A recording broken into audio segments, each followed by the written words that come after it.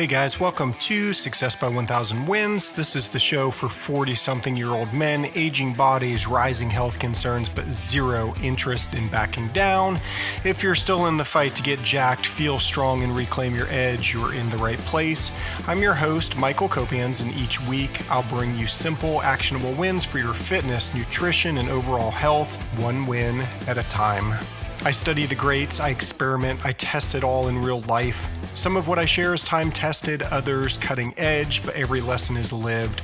So if you're ready to rebuild from the inside out, this is your blueprint. Let's get to work, one win at a time.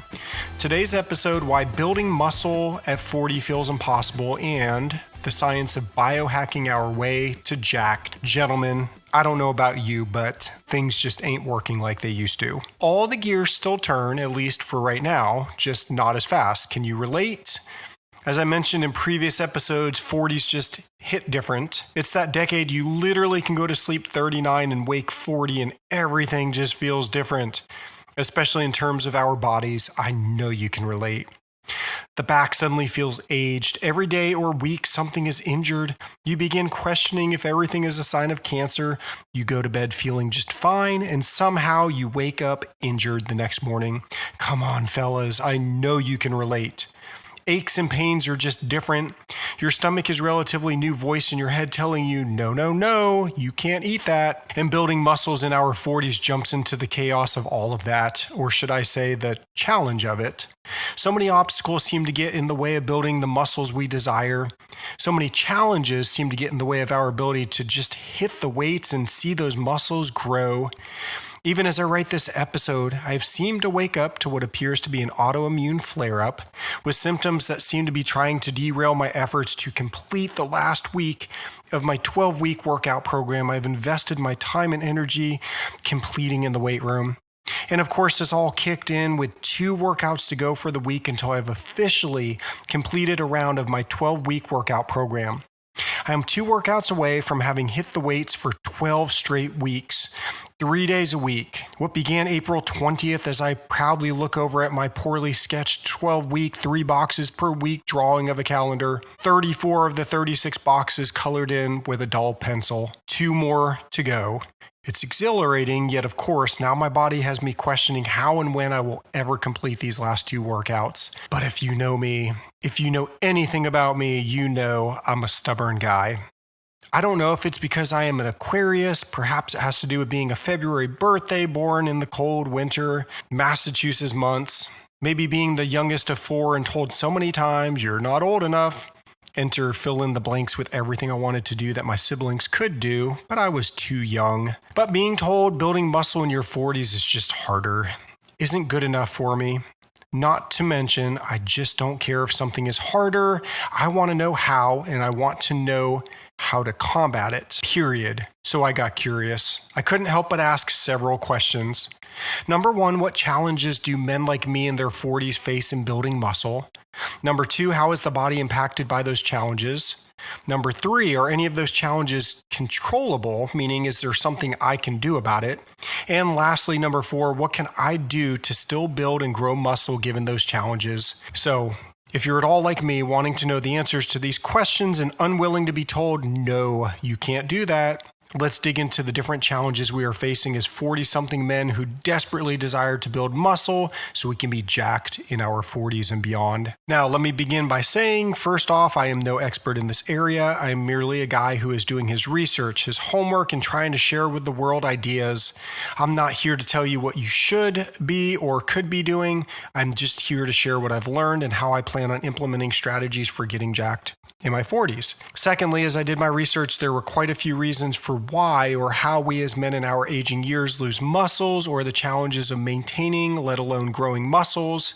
I settled in on 4 challenges we face for several reasons. First, they were 4 areas I personally wanted to know more. There has been talk about each and every one of them, but I just wanted to continue to learn more. Secondly, as I filtered through the list, I chose the 4 that were all controllable. These were all 4 things that we can do something about. Okay, if you're ready, let's get into it. Let's dive into 4 reasons building muscles in our 40s feels impossible, and then break down the strategies we can implement into our lives for combating those challenges so that we can be jacked in our 40s. All right, number one, decreased testosterone levels. Gentlemen, I love podcasts. I could spend hours listening to podcasts. We did a family day trip from Myrtle Beach to Charleston this past Sunday of recording this episode. On the drive down, we listened to a 2-hour podcast. As soon as we got in the car to come home that evening, another podcast went on immediately. I love podcasts and love the delivery of that information, interviews, discussions of ideas and strategies. And along with podcasts come some common themes and trends. So if you're at all like me, you've probably had your fill of the discussion on testosterone. It seems to be all the buzz on a lot of the most recent podcast episodes dealing with men's health and fitness. But I also believe it's one of those areas that you can't learn too much about. And I'll be honest, as much as I've learned and listened, I still have so many questions about it.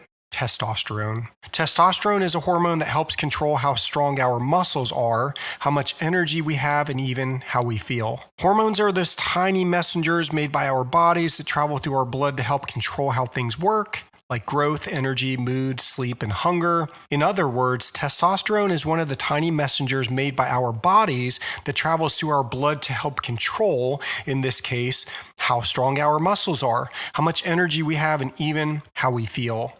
Another way to think of it, testosterone is like the motor oil in a car engine. It doesn't just make things go faster, it helps everything run smoother, keeps the parts working right, and protects the engine from wearing out too soon. When testosterone gets low, the engine, your body, still runs, just not nearly as well. A common myth about testosterone, it only is about sex drive or building huge muscles. The truth is, testosterone affects way more.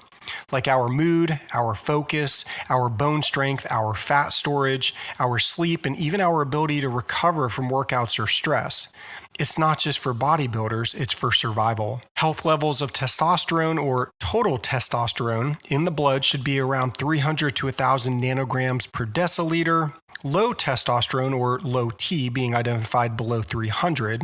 More specifically, part of your overall testosterone includes what is called free testosterone. Free T levels are often between 5 to 21 nanograms per deciliter.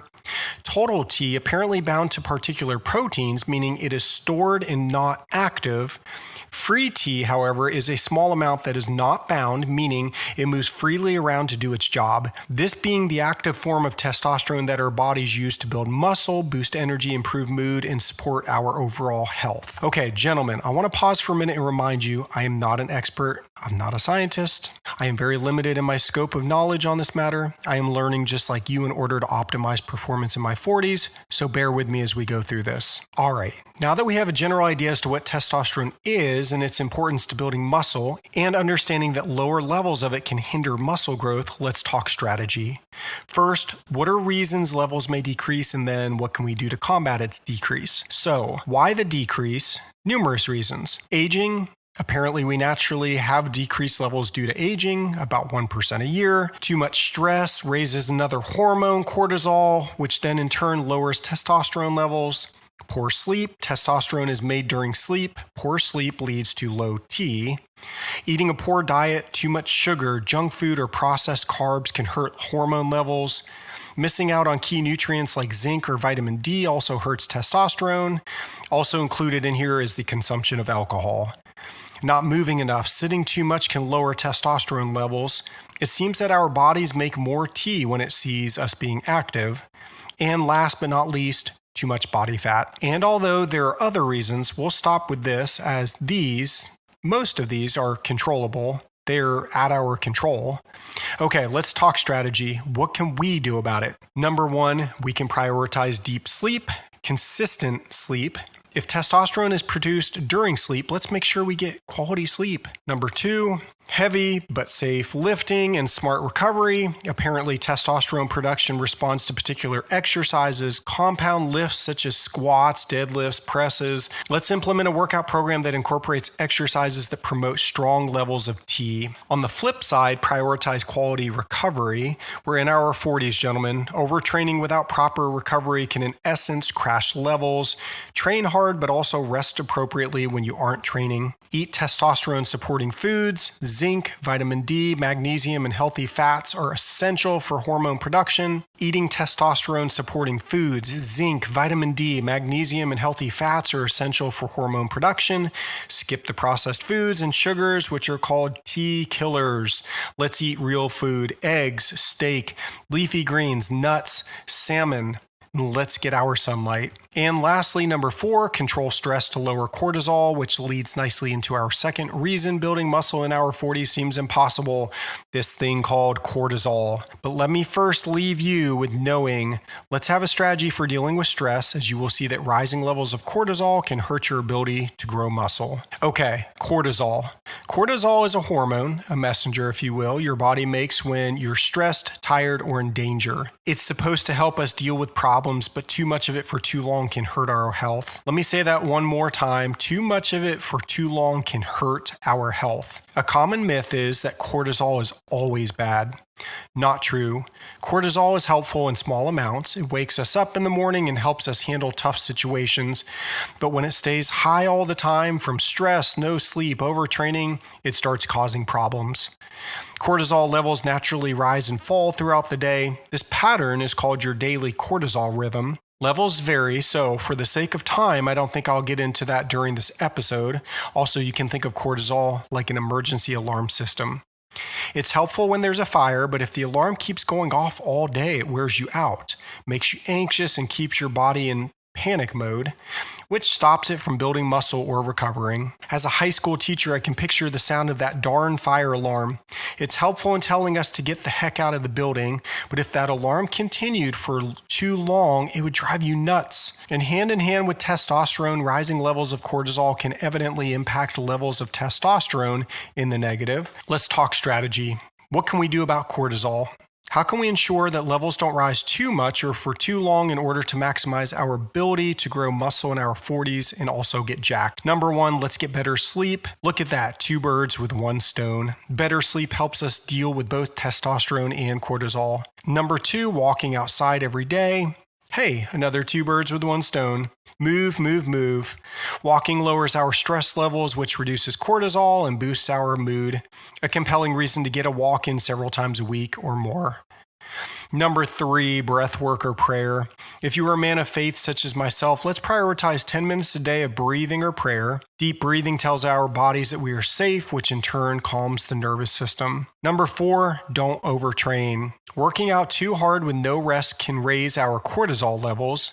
In my 12-week workout program, I prioritized recovery days along with active mobility and smarter splits to avoid overtraining. I'll link the 12-week workout program in the show notes if you are interested in learning more. Okay, this leads us to the third area hindering our ability to get muscles in our 40s, slower recovery time. Can I get an amen on this one? Man, does it take a long time to recover. Recovery time being how long our body needs to rest, repair, and rebuild after a workout. It includes fixing small tears in our muscles, refilling our energy, and calming down our nervous systems. How do we know we've recovered? The soreness is mostly gone. Our energy and strength are back, and we can train hard again without pain or fatigue. Common reasons recovery is slower in our 40s. Number 1, lower testosterone and growth hormone, which results in slower muscle repair. Number 2, less collagen production, which means joints and tendons take longer to bounce back. Number 3, reduced blood flow. This means that fewer nutrients reach sore or damaged areas. Number 4, more inflammation and stress hormones like cortisol. And number 5, a slower metabolism. Our energy rebuilds at a slower rate. Strategies to combat this. Number 1, build in recovery days. And let's be intentional. Use active recovery, light walking, mobility, stretching. During our off time and recovery days, it's not always about sitting around and just absolutely doing nothing. Again, my 12-week program, Jacked at 40, supports this by not just taking a day off, but training smarter. Number 2, let's sleep like it's our job. Let's aim for 7 to 9 hours per night. This is when most healing happens. Deep sleep. This equals more testosterone, better recovery, stronger immune function. Number 3, fuel right after the workouts. Eating a combo of protein plus carbs within an hour of training, for example, as well as helps rebuild muscles and lower stress hormones. And number 4, hydrate and manage the inflammation. Water helping to remove waste from damaged tissues, as well as adding natural recovery tools, magnesium, omega-3s, cold showers, and light stretching. And this leads to our final hindrance to build muscle in our 40s, lower activity levels. We just aren't moving as much as we used to. Raise your hand if you just don't move very much throughout the day. Let's face it, most of our jobs have us sitting around. I'm a fortunate one in the group. As a high school teacher, I'm constantly sitting and standing, very little sit time, constantly moving around the room to help students up and down. Although even I have to be careful. I have 3 windows of time before school, during planning, and after school that is primarily just sitting as I complete my work. And this adds up after 180 days of school. That's a lot of sitting. And many evenings I go straight to my kids' activities where I am sitting even more, just waiting for them to finish up. We just aren't moving enough. Although it probably is common sense as to why this would cause problems, let's discuss it before we talk ways to combat it. Lower levels of movement lowers our metabolism, creates poor circulation, as well as causes the storing of more fat. Blood flow slows down and muscles get fewer nutrients. Additionally, fewer steps equals less recovery, less calorie burn, and even fewer muscle signals. What we are up against, even if we work out for 1 hour, we are up against 15 plus hours of just sitting. We have to move more, gentlemen. Okay, let's talk strategy. In order to combat our lifestyles, let's walk every day, aim for 7,000 to 10,000 steps. We discuss the importance and benefits of walking numerous times a week. Plus, for the married men out there, what an amazing way to connect with your spouse or even kids after a busy day. My school has several role models in this area. We have several teachers that guard their walks like it is holy. You will find one teacher who just walks the school. He mapped out his path going from floor 1 to 2 to 3, hitting stairs and making his way around during his lunch break or planning time. A teacher in my department kicks off her sandals or heels every day at 3:15 when the students leave and throws on her tennis shoes to hit up a path we have outside of the school, often with one of her girlfriends. They get exercise and a good 30 minutes of socializing. Let's use short windows, short pockets of time to get in walks. Remember, walking also lowers cortisol and boosts recovery. Add in what is called movement snacks. 2 to 3 minutes of stretching, a quick pocket of squats or mobility each hour. I'm a 15-minute guy. I can do anything for 15 minutes. I often stop what I am doing throughout my day and do something for 15 minutes. Walk, stretch, breath work. Imagine incorporating one thing in every hour, 2 to 3 minutes in which you stopped what you were doing, stood up and moved. Set a timer and get moving. Little successes, little wins lead to large results over time. The nerd in me just had to stop what I was doing to pull out the cell phone calculator to work through this. If I'm doing my math right, if we move 2 minutes every hour for 8 hours a day, 5 days a week in a 52-week calendar, that's only 16 minutes a day, but 80 minutes a week, which is about 346 minutes a month, or 4,160 minutes a year, or 69 hours a year of intentional movement, all from just 2 minutes an hour. And this doesn't even include what we can do in our 5 a.m. workout sessions and time after workout or the weekends. My brain is telling me to create a 2-minute an hour chart for you guys. To be continued on that one. Next, let's have a morning movement ritual in our routine.